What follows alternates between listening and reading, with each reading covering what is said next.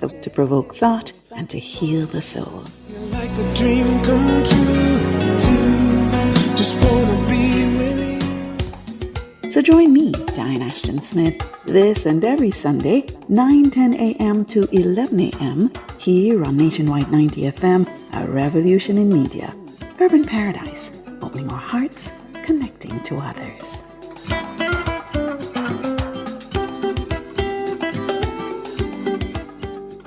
Not a mercy. This one is very classic, dedicated to all the schoolers who are taking beats. If you've ever struggled to pass an exam, then you'll know that students today are under great pressure to get good grades and secure qualification needed to move on to higher education. The problem is that too many students are struggling alone and could really benefit from connecting with hardworking teachers and other bright students in other parts of the country and the region. Join me, Dennis Brooks, this and every Friday evening from 8 to 9, with a repeat on Saturday morning from 8 to 9. For the A-Team, a study group on radio. My team of teachers, students, and experts will break down the syllabus, giving you information, tips, and past paper questions that will help you get top grades in your upcoming exams. Follow us on Facebook Live and on Twitter and be a part of the community. It's the A-Team. Fridays at 8 p.m. with a repeat at 8 o'clock on Saturday morning. It's your free extra class on radio and social media. And it's right here on Nationwide 90 FM, the revolution in media.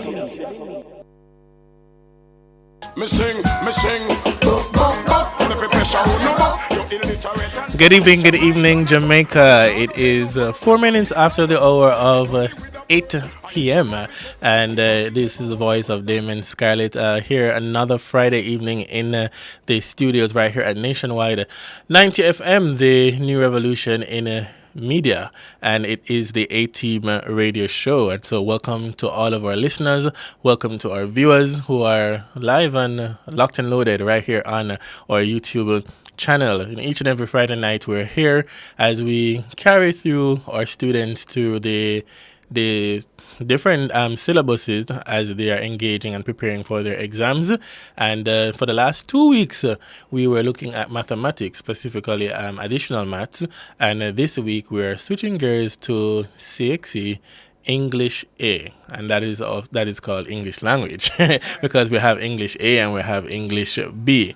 But English is a part of who we are, and that's the language that we speak here in Jamaica. So we want to learn a little bit more about the principles and the guidelines about English.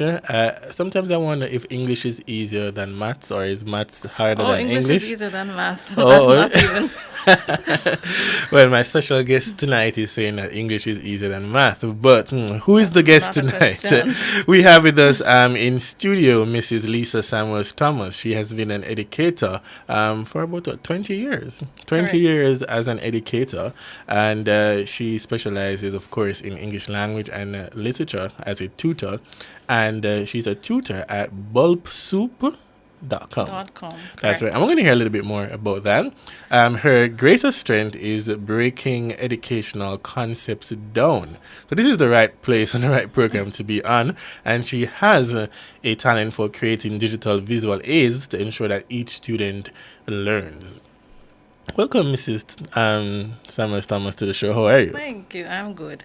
You're good? Yes, I'm very good. And you must have had a long day of teaching today, and here you are with us nonetheless, so we appreciate you being here. Mrs. Samuels Thomas also holds a diploma in education and certification in supervisory management, virtual instructional leadership, and also data operations. So you're in the IT field as well. Wow, she's an all-rounder, listeners and viewers. All right, so welcome to the show, and we're going to be talking about English today. Why is it important for students to be engaged in English language at the high school level? Communication. Yeah. Right.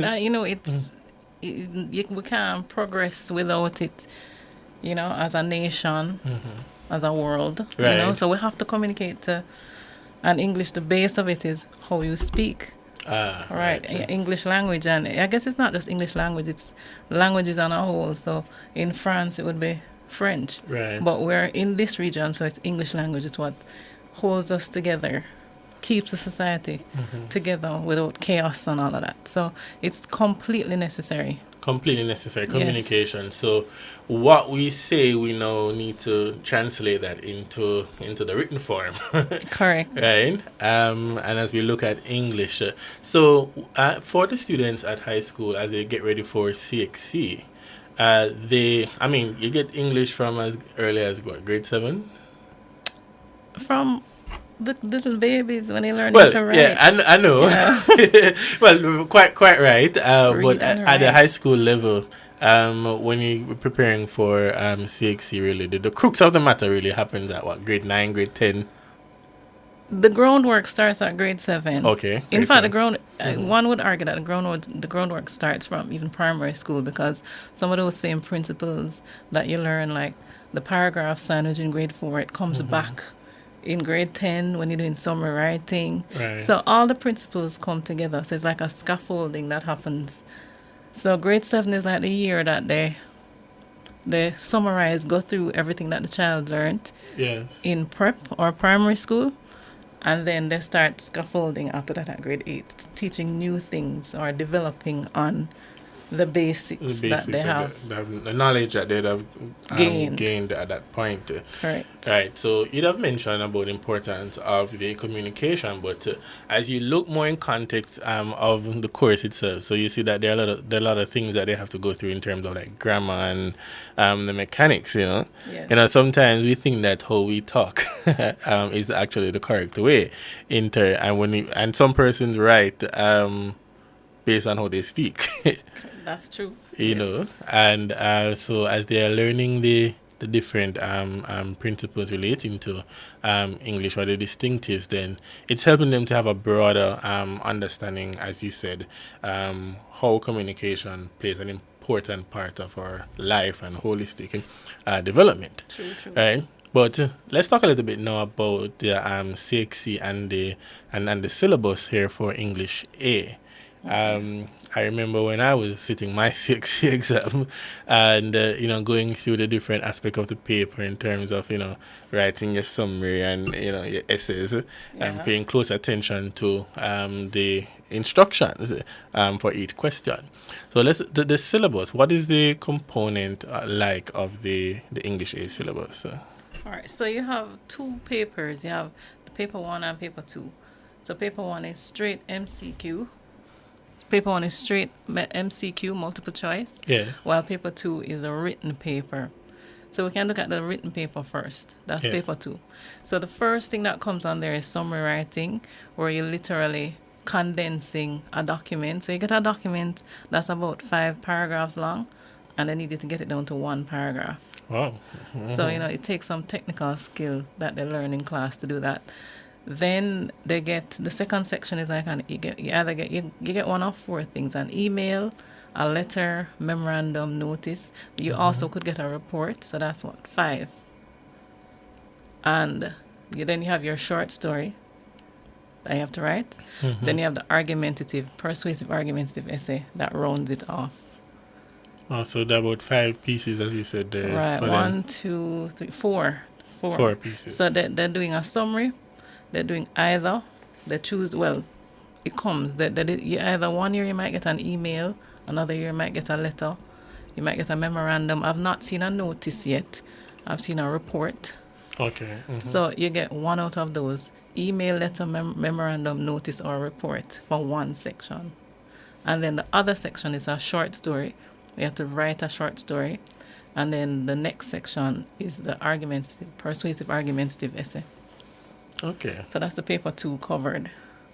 All right. I like that breakdown. And we're going to talk about summary writing specifically tonight.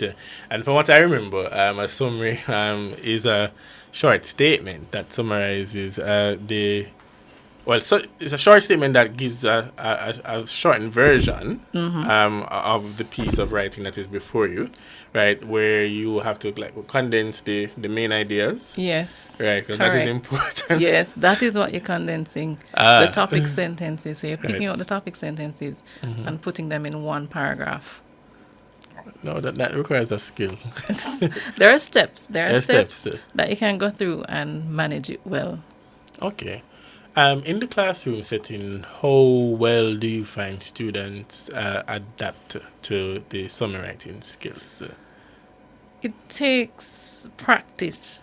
So it's one of the things that when a child comes into grade 10, they get it at grade 9, but it's not. They're learning the basics of it at grade 9. When they come into grade 10, they really learn the steps of how to do it for CSEC. Yes. Because it's very particular. You have to write the 5 points, and it takes practice. Some kids get it like that. Others, it takes a couple tries before they master it, because the main thing is to be able to pick out that topic sentence from each paragraph. Okay. The concept of writing in your own words, that is also a part. Paramount. Yes. Okay. Right. So you have to change up the topic sentence, but it still has to, the meaning has to remain the same. Remain the same. All right, that's an interesting technique there. Much more when we come back after our first break here, right here on the A-Team Radio Show. Soon come. You illiterate and foolish, you might turn a cook. And you not go get no work, and your teeth like a puss. Send me granny with a purse, I eat you off a joke. If I see them, I hold your red and big tonight, you puke, we look and say. All I want for Christmas is... Wait, Chris and Charles has great loans and something extra special this season? Yes, we're spreading joy to everyone. Starting November 1st, 2024, get a low interest rate Christmas loan and a special reward just for you. Call 876-926-0609 or visit our website for details. Better hurry, conditions apply. Stocks are limited. Promotion ends December 23rd, 2024. When you think loans, think Chris and Charles. Are you ready to turn your sales and marketing skills into high earnings? Nationwide 90 FM is searching for business development executives to build lasting client relationships. If you have experience across all stages of the sales cycle and possess strong communication, negotiation, and time management skills with a proven sales track record, this opportunity is perfect for you. Join our team and work with the top corporate brands, media agencies, and of course, our on-air personalities. Enjoy networking opportunities, professional growth, and competitive commissions. Ready to take the next step? Send your resume to hr@nationwidenewsnetwork.com today.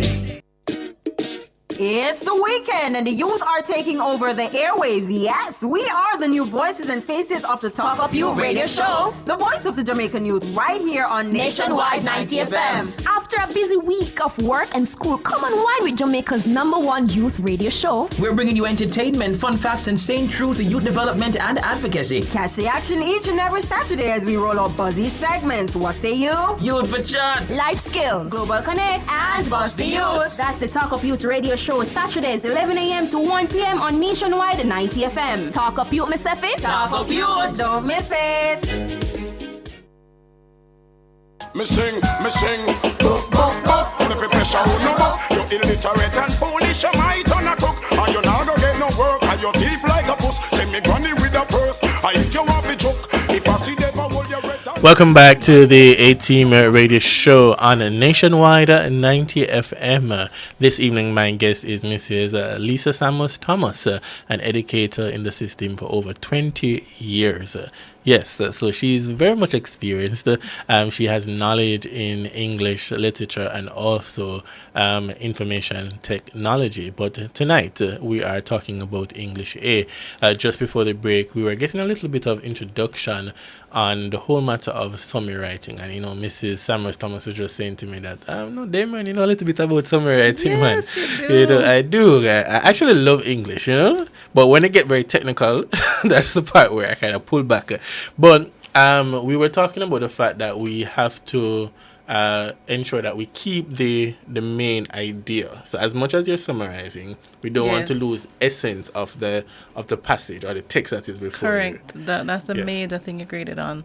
The fact that it remains, the integrity of the passage remains. Yes. Same meaning, just your words applied to it. So writing in your own words, keeping the same meaning. Yes. 'Cause what you find as well in the technique is that you might see a word in the passage where you can use a different word that has the same Correct. meaning, but it is, what should I say? I don't want to say smaller, but Yeah, it's showing your range the diction, you Right. know, your vocabulary, how much words you know, and that's another thing being tested. So yes, Okay. And a part of that too, as early as students are exposed to summary writing, we learn about this great word that is called plagiarism. yes. Yeah, and that is a problem for some students too. Just talk to us a little bit about that. How important is it for us to pay attention to that? In relation to the summary writing, Right, to summary writing. it's called lifting in this case. Okay. Right. So you get graded down if you literally just pluck it out of the passage. You have to change up the words, maybe some keywords, just to maybe can shift around, literally just move around some words, reformat for it to become your own. All right, so students, you hear that? You have to understand the structure there, and you're writing, as you said, writing in our own words, keeping and the you essence. have to understand the sentence structure as Okay. well, and that goes all the way back to grade 4. This is where we where talk you have about to- some yes, subject, the- verb, agreement, and those things. That's in the sentence No, structure? that would where we're talking about the sentence itself, what Okay. makes up the sentence, and then how we shift it, different types of sentences. So you have the complex sentence, the simple Right, sentence. simple sentences, How can yes, you shift it around to? So maybe you get a simple sentence and you merge two and it becomes a complex sentence with the inclusion of an and or. So just how you they're essentially grading you on how you can manipulate the language. Okay. So there's a lot to pay close attention to then. Yes. All right. So we're learning the basics in terms of summary writing. Is there anything else that you'd want the students to be mindful of as they approach During the this? exam? Yes. Well, one of the things that I tell my students all the time is that they have to actually, even if they've read it 1,000,000 times, they need to reread the question. Okay. I have an example here. Sure. Yeah, man, go so ahead. it says, read the following extract on, and they usually give you the title of the extract. For example, if it's mummies and daddies. So read the following extract on mummies and daddies carefully and list 5 main points discussed. So they tell you, CSEC wants you to do well. They tell you, I want 5 points from this, and then they say, write a summary of the article in not more than 120 words. So they give you exactly what they want. So do they actually count the words though? No, they do. Oh, wow. Well, I do. Let me tell you, when I'm marking for my students, I count and I stop at 120. If you go beyond, you're not getting any marks for that. So you just put the red line through it? Right. I just put a line. Okay. I'm not going beyond that. So if you have a point beyond that, you're not getting it. Okay. So if this limit is exceeded, only the first 120 words of your answer will be read and assessed. So this is what CSEC says, So if you write more than that 120, it's not going to get read. So keep it within the 120. Right. And then it says, as far as possible, use your own words. So that's where your thing came in with the manipulation of language. Right. Your summary must be in continuous prose. So that means it's sentences in a paragraph format. Yes. So they don't want a list. So they tell you exactly what they want. Your summary must include the 5 points identified and other relevant points. So you don't have to stick to that 5 points. You can list the 5, but if you saw other things that would add to your summary, you can add it in. Okay. All right, so I tell them to read it, understand that, before you move on to reading the paragraph itself. So that's a major thing that I bring home to my students. Right. If a student writes, they're doing the summary, in their mind, they're keeping the main idea.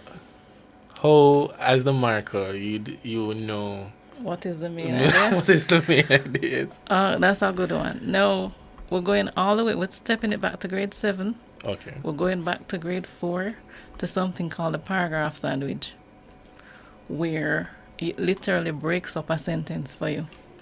So every sentence has a topic, every paragraph has a topic sentence, at least 3 supporting sentences, and a concluding sentence.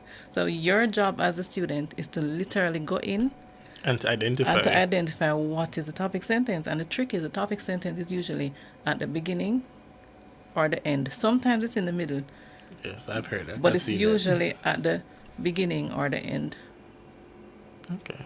So if you can pluck that topic sentence out and rephrase it, you're good to go. Okay. And then being able now to find, as you said, the supporting points in the paragraph. So. But we don't need the supporting points. All we need is a topic sentence. Okay. So you're trying to remember the point of the summary is to make something smaller, make a document smaller. So if you're gonna add supporting points to it, it's gonna make it larger. So all you need is that topic sentence. Okay. So you literally you go through the thing. Usually it's 4 or 5 paragraphs. Locate the topic sentences, and then merging occurs at that point. So the first thing you do is write the 5 points as they've instructed you, Yes. and then you produce a paragraph based on the 5 points. Based on the 5 points. All right. Sounds easy when you say it. All right. So that's in terms of the exam. So they need to pay close attention to that. Is there anything else in terms of the technique? In terms of approaching that they need? Well, the first thing I would say, the second thing, I said the first thing already. The second thing is that they would follow the instructions, literally write the 5 points. But when you're writing the 5 points, ensure that you change it up at that point. So you're not waiting till the paragraph to change it up. Okay. You're changing it up immediately. So what I advise my students to do is go with a pencil. I tell them that they're paying for the paper. So mark up the paper, just mark the topic sentence, and then rewrite it in your own words. Okay. So you'll make that list, the 5, and then you go in to do your paragraph. Interesting. One of the things that comes to mind, Mrs. Hammers Thomas, is the fact that I mentioned earlier on about the importance of grammar and just the mechanics of how we write. Right. So even though we are doing the summary, the punctuation, the use of the punctuation becomes necessary. Yes, it does. Right. Is that a challenge sometimes you see with students in the classroom? Or maybe I should put it this way: are they marked down for the lack of use of punctuation? They are, and they're also marked down for the use of, for lack of let's call it joining words, conjunctions. Yes. Because those are very, very important to ensure that your paragraph is smooth, like reads smoothly and doesn't read like a list. So they have to use particular words, and these words that they use, these linking words or conjunctions, they have to make sense, because you can't say thus when you're not doing a consequence. So you have to think, am I using a consequence now? Am I trying to contrast something? So there are different joining words or conjunctions that use for different things. So the trick I tell my students, after you have written the 5 points, you go in and you count. You start counting from that point. So you count, and you see that you have 120 words. Maybe you have 100 words when you've counted. You have 20 words left. So do I need to add more? No, when you have your 20 words left, you're using your conjunctions to join sentences. And that would make up the 120. Right, and then you can add, maybe if you have enough words, you can add a little final paragraph, a concluding paragraph. So we cannot go over the 120. Cannot. But what's the limit? I tell my students not to, if they say they're at 110, if they're below 110, you're missing a point or something. So you need to go back in. Okay. So below 110, important for us to reread and see if we're missing a point. Right. And how we can add that exactly. to the summary. Maybe we need to fluff up the words. Maybe you have a sentence that you had restructured, and you could add a little more to it. Okay.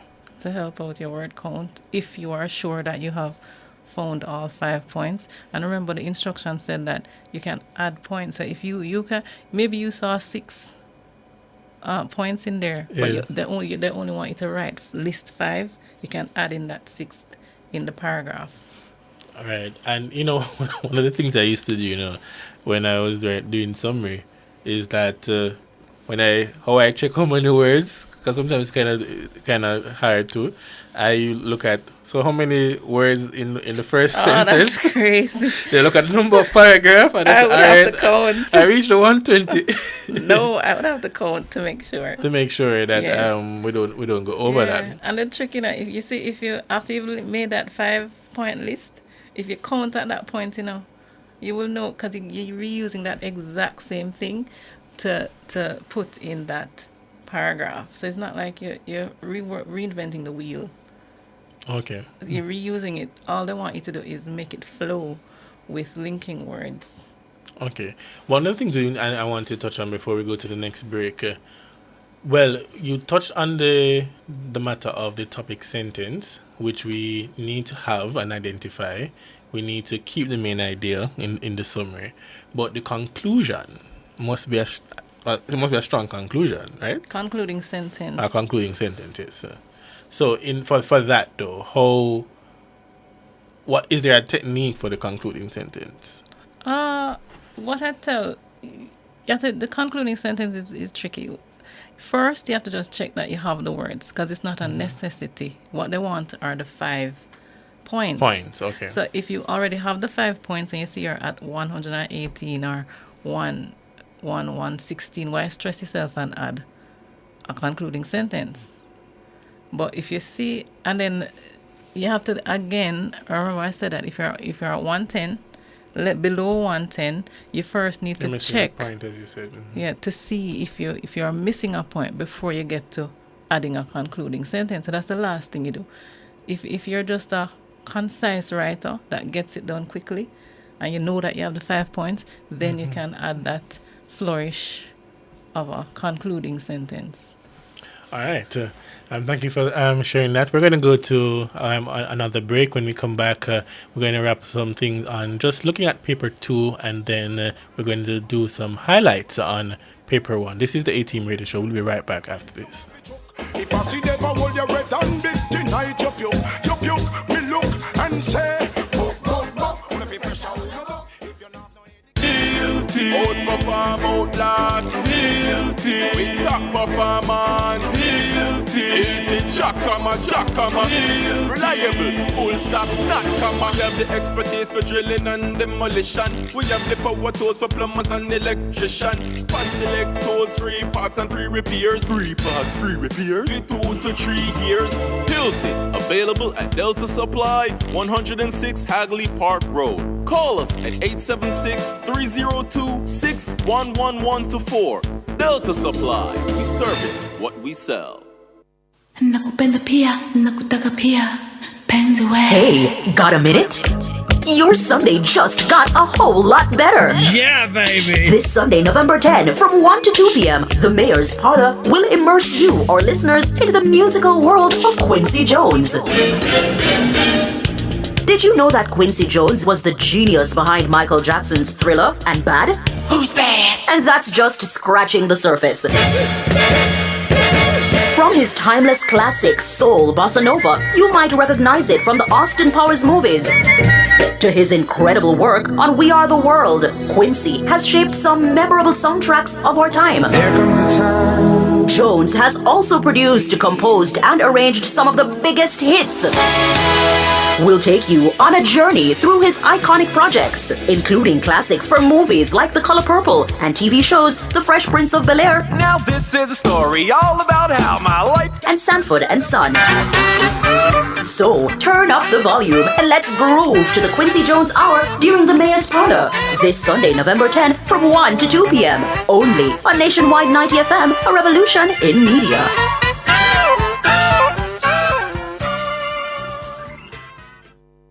Me sing, boop, boop, boop. And if you pressure on no more, you're illiterate and foolish, you might on a cook. And you not gonna get no work, and your teeth like a puss. Send me granny with a purse, I eat you up with joke. Welcome back to the A-Team Radio Show. You're listening to the voice of Damon Scarlett. This evening I have in studio, and it feels good to have somebody in studio. Right, I have in studio with me Mrs. Lisa Samuels Thomas. She's an educator for over 20 years, and she is a tutor when it comes on to English A and B as well. And for those of you who are wondering what English A and B represents, we're talking about English language and English literature. And she's no stranger to the program because we'd have gone through lit before. Yes. Right? And tonight we're talking about the language. Language art is very, very important.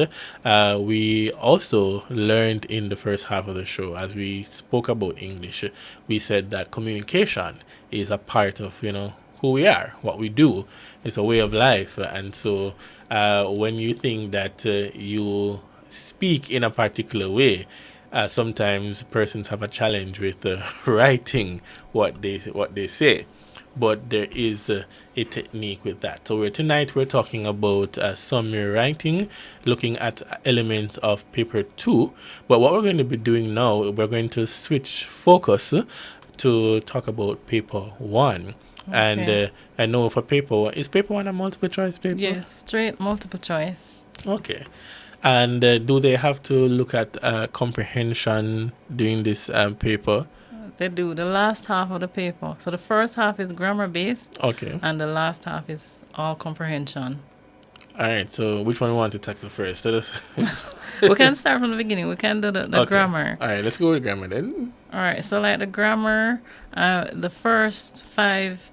So some of the topics that they get are like synonyms, antonyms, sentence completion, spelling.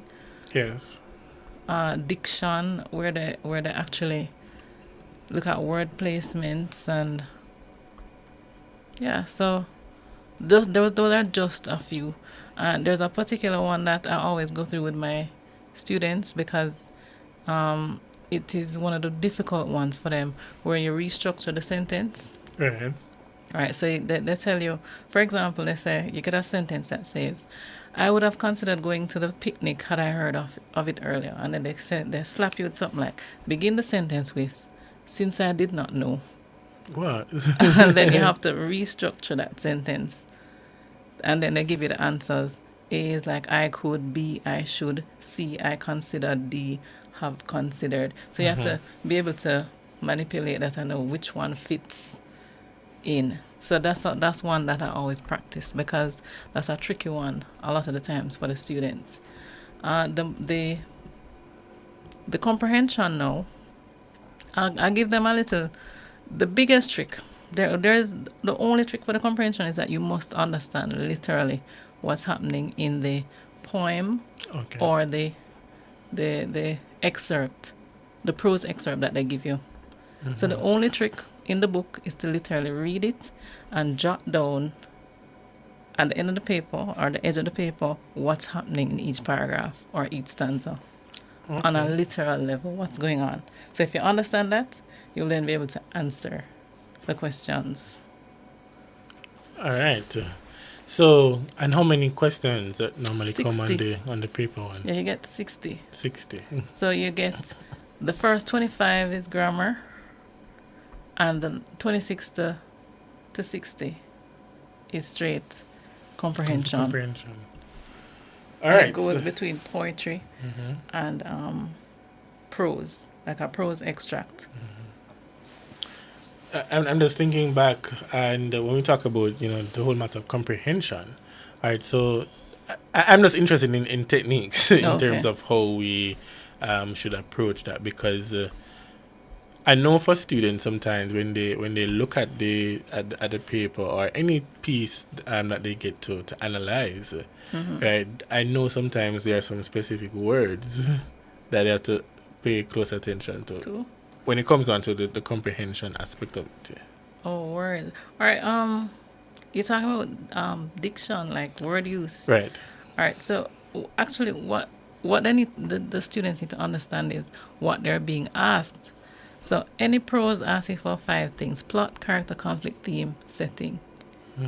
If you can identify that, that's all they're going to ask you. That's the only thing they can ask you. Plot. What is the plot? What's going on literally? Plot, character. Who are the people? What are they feeling? Why? Conflict. What is the issue? Because every prose has an issue. What's the issue that's in there? Plot, character, conflict, theme. They learn about theme. What is the overall thing, like if you read this thing and somebody asks you, what is this prose piece about? If you summarize it in one word or a phrase, and that's your theme. So that's plot, character, conflict, theme, setting. Setting is another Setting, important like where is it? Literally, where is it set? Is it set in Jamaica? Is it at night? And you mentioned one, I forgot. What was that? The voice. Yes, the narrative perspective. Let me high five you. All right. Yes, narrative perspective. So and they have to know them. What are the narrative perspective? First person. Right. Go ahead. No, man. Before you touch on that one, what I was going to say is that even though this is English language, it does talk about literary elements. Yes, so even for because literature, it's prose. right? So it's literature. Dealing with the prose. Right. The difference, however, with the language paper one and the lit paper one is that the language paper one is literal. It plucks. You can go in and pluck your answer out of the dialogue or the prose. For literature, you have to interpret. That's the difference. So the language is easier because the answer is right there. Yes, that makes much more sense. Yes. when you look at it, but in essence, back to the language, these are the 7 elements of a story. Then, yes, right. As you look for these things, so as you're reading, that's what they are questioning you on. Okay, the elements. Right. Okay. All right. Anything else on the comprehension? That the poem. You have to. We forgot another one.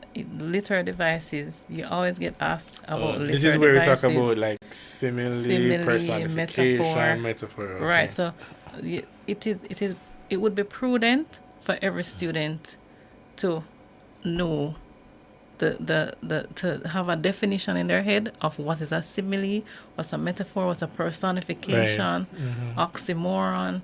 Know the definition and at least have one example that you can have in your head, so that when you can locate it, because you will be able to locate it. You don't have to SWOT anything because they literally give you a list. You get an answer A, B, C, D. Is it a simile, a metaphor, a personification, or something else?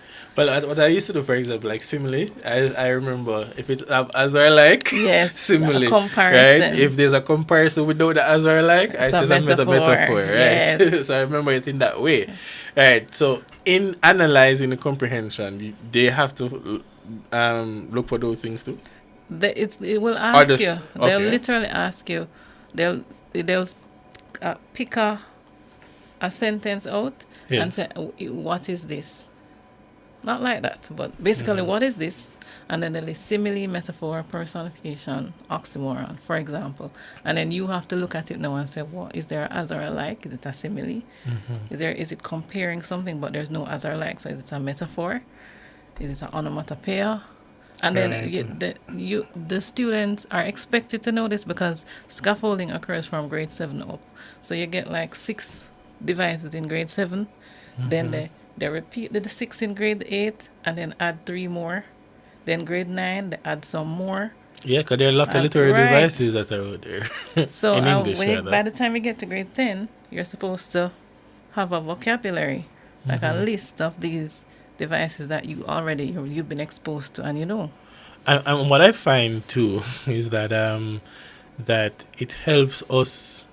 Well, us, because the adults do go to university, but it helps the students in the context of when they get to university, and they're not exposed to the whole matter of research paper. Because in writing your research paper, all of what you've learned in English language comes into play here. And, just looking at that and not only knowing what they mean, but also using it in your writing. Yes. And this is why I think it's important as well that we have to practice how we write. Whether it's summary, whether it's a speech, whether it's the paper that you're doing, just general practicing, just writing essays and so on, it will help us to become better at what we do. I agree. Right, that's what one of the things I tell my students to in another side of life that I teach. But and you end up using the same literary devices in other elements, In paper 2, it comes right back. For story writing, they expect to see some literary devices in story writing.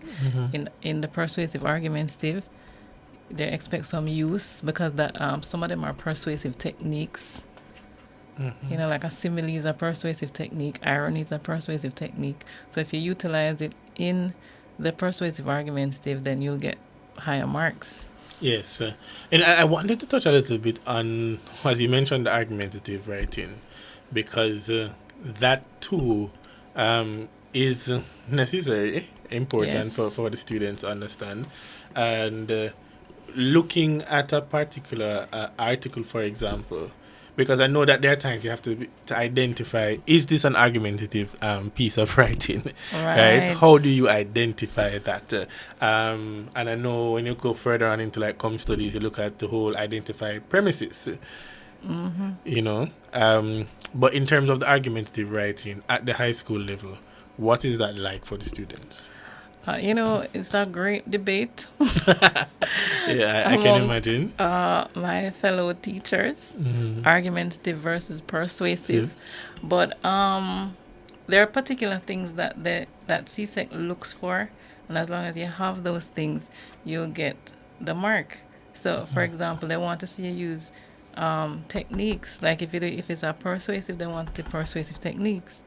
And even if it's an argumentative, you can still use the persuasive techniques, because what is an argument but to persuade someone to come over to your side? Right. I want you to hold that point for me as I go to the break, because I don't want to have any argument. This is the AT Radio Show. We'll be right back after this. You're illiterate and foolish, you might on a cook. And you're not gonna get no work, and your teeth like a puss. Send me granny with a purse, I eat you off the choke. If I see them, I hold you red and big tonight.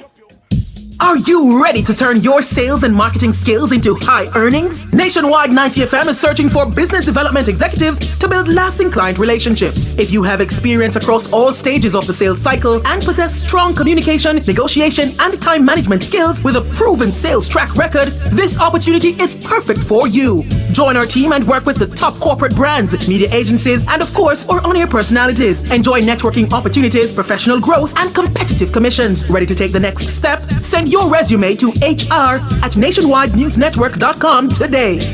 It's undeniable that we should be together. The true beauty of music is that it connects people. It carries a message. It speaks to you. It changes you. And that's exactly what we do just for you every Sunday as we take you to Urban Paradise, 9:10 a.m. to 11 a.m. Urban Paradise is our weekly musical journey that will serve up 110 glorious minutes of positive storytelling through music, mixed in with inspirational features to provoke thought and to heal the soul. Like a dream come true, just wanna be with you. So join me, Diane Ashton Smith, this and every Sunday, 9:10 a.m. to 11 a.m. here on Nationwide 90 FM, a revolution in media. Urban Paradise, opening our hearts, connecting to others.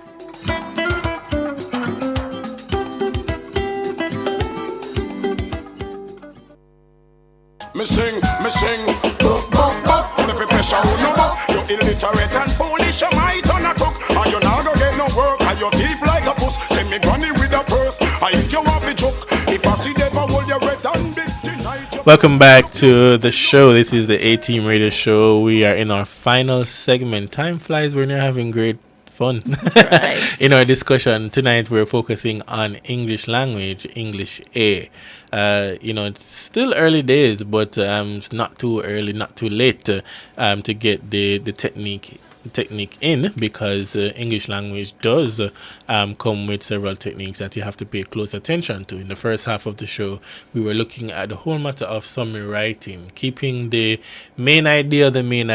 So as much as you're summarizing the points as students, you cannot lose the essence of the paragraph, or the passage that you have. You have to maintain the integrity. Maintain the integrity of the passage, right?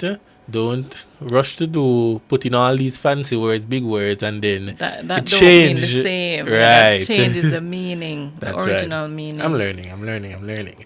Right? And then we're talking about just before this last break, we were talking about argumentative versus persuasive writing, and you mentioned, Sister Thomas, that this is a great debate amongst what teachers. is the difference? What is the difference? And I was saying to you on the break that the persuasive piece of writing is heavily based, in my opinion, on emotion.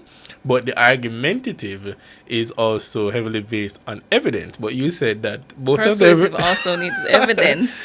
All right, so talk to us a little bit about that, because how do we differentiate now between the two? Listen, I'm trying to differentiate myself at this point. Yes. Both of them are very close. They require pretty much the same things. And I don't think that, well, in my opinion, it might not be the opinion of some, but in my opinion, I don't think the student needs to sit down and belabor, is this a persuasive or is this an argumentative? I think what they need to do is employ the techniques, ensure that they have employed the techniques so that they can get the grade. So ensure that, for example, in their introduction, they need to have a proper thesis statement that outlines exactly the points that they're going to argue in the piece, right? So and they have to have a stance, and then of course you want to, whether it's for or against. Do you agree? State clearly, do you agree or disagree with the argument put in front of you? Because it's always a debate put in front of you. So the argumentative, you have to take a side. You have to, yes, and the persuasive inherently you have to take a side as well, because you have to have some allegiance to something. Like, for example, I always use abortion because it stirs up such emotions. Right. Is abortion wrong? So when that mood is put up, you have to have evidence. So even if it's persuasive or it's argumentative, evidence still has to come in. And that kind of subject or mood they don't use that, by the way. I don't think they use that. No, I know, but I was just saying, but I'm saying it goes beyond emotion, because you have to have evidence for that. So as you said, both the persuasive and the argumentative has to have evidence based there. Right. And the evidence can be you can literally come up with an anecdote that explains and lets your point be strong, strengthens your point. You can use an anecdote. You can use statistics. Where are these statistics coming from? I see it turning in your head. Where are these statistics coming from? Yes, because I have to start thinking about that. Yes. And, well, one of the things, as you mentioned, anecdote. And for those persons who are listening, we're talking about how we use stories, right? Right. Stories to help to prove your point or solidify your point. And that's the easiest thing for a child in an exam to do. Because if you are, if you're sitting in the exam and the question is online school better than face-to-face school? Right. The easiest thing for that child to come is that you can come up with a million anecdotes for either or either. About yourself or about a friend that you know, and then you argue around that. You analyze around that.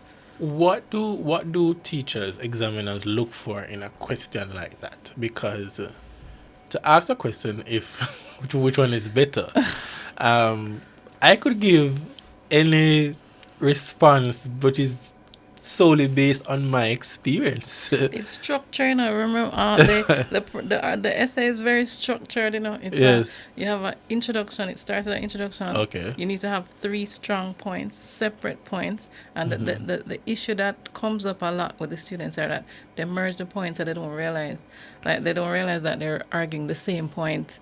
Paragraph 1 and paragraph 2 the same point. So you have to differentiate the points in your head, get 3 clear separate points, and then have a clear conclusion. And within that paragraph itself, you have to structure it a particular way. So you have to have your topic sentence, you have to have your example, and you have to analyze the example to prove your point. So they look at how that is structured, and that's how it is graded. Okay. Right. So a lot to take into consideration there. But I know in the context of the syllabus itself, so we're not just looking at those type of writing, argumentative, persuasive. There are other elements that is in the syllabus that the students will have to pay close attention to. Yeah, but the teacher will ensure, because I'm sure that teachers break down like the structure of the persuasive argumentative essay. You know, what goes in the paragraph. Right. I approach it almost mathematically with my students so that they understand that you must have these elements in it. Okay. And usually I know sometimes teachers will say to the students, well, you can write your summary and you can give me the sample. Let me see where you're at with it. So let's ensure that you're on the right path. I know when I was in high school, I used to have that opportunity where I can go to my teacher and say, well, you know, mister, what do you think about this so far? Oh, so how does that translate now? I don't know. It translates with the points, because they can come to you and they can say, Miss, are these 5 points correct? Right, yeah. You know, because they're graded separately, so you get 5 points for content. So you literally get 1 mark each for those 5 points. And then how you then apply them and manipulate them in the written format gives you the additional marks. And so on. Right. Okay. All right. So you can have your 5 points or your 4 points, but if you're not expounding on those points in the way you should, then you won't get the maximum points. Well, for the summary, you're not expounding, you know, what you're doing. Well, not for the summary. Yeah. We're talking about summary, right? Yeah, the first point was about summary, yes. Right. So what you're doing, what they're grading on in the summary is your use of the joining words, how your essay, how the paragraph is flowing. Does it sound like a list? You don't want that to sound like a list at all. You want it, when the examiner reads it, it just flows. Yes. You're looking for that easy flow. Right, we're definitely going to have a part 2 as we continue looking at English A. But I know that, and you can correct me if it's in the language or the literature, there are words that you have to look at in terms of compare and contrast, discuss.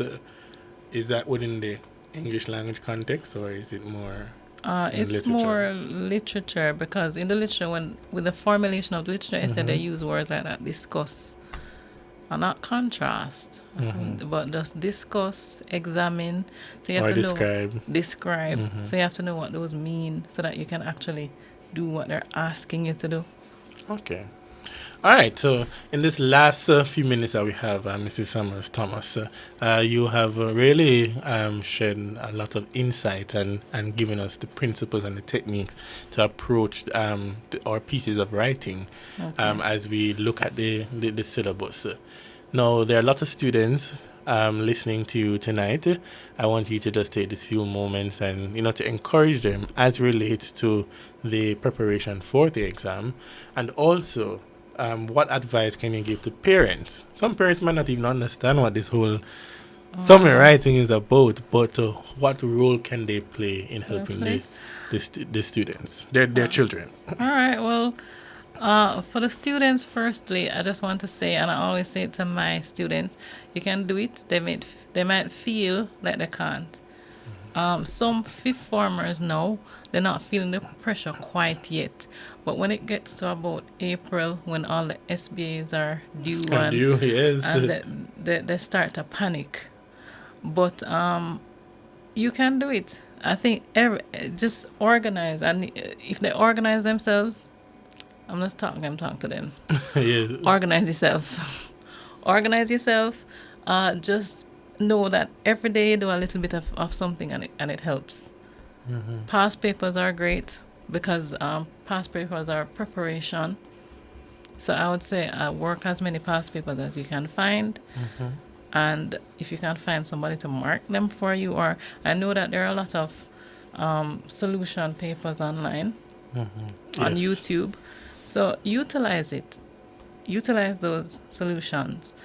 And for the parents, I would tell the parents that remember that students cannot study 24/7. So if you come home and you see your child watching a YouTube video, do not panic.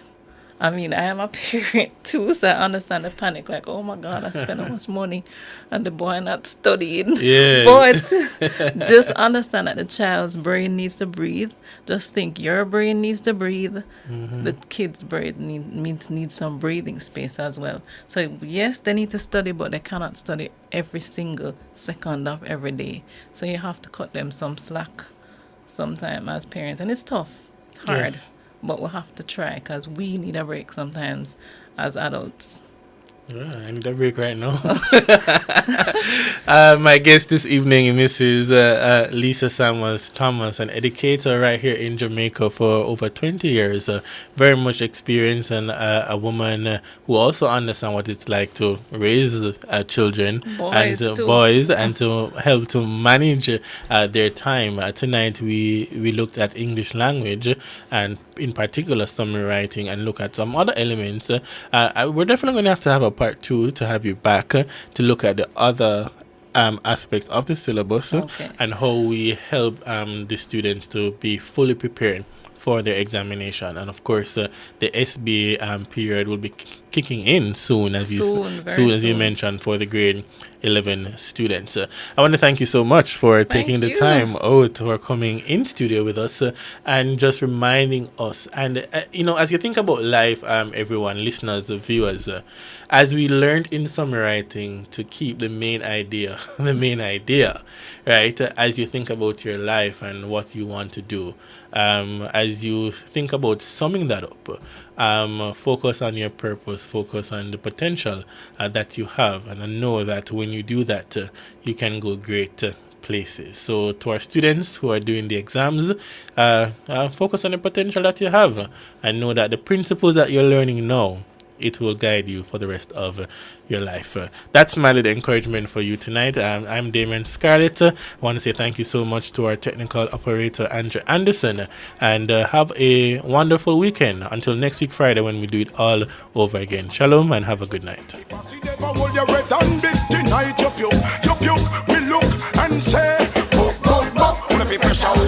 If you not no education, people treat you like a book. Turn you in a handyman, dog food you have to cook. Them no want no candy man, no Barbie can no brook. So big up all the youths a KC Woolmers and men that brook.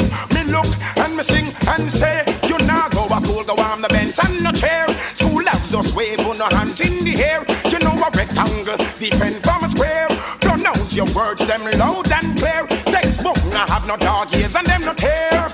Cause you know them expensive and dear. And make sure your uniform clean when you are wear. School lads just sit up and cheer and say, book, book, book. Every pressure on no book. You illiterate and foolish.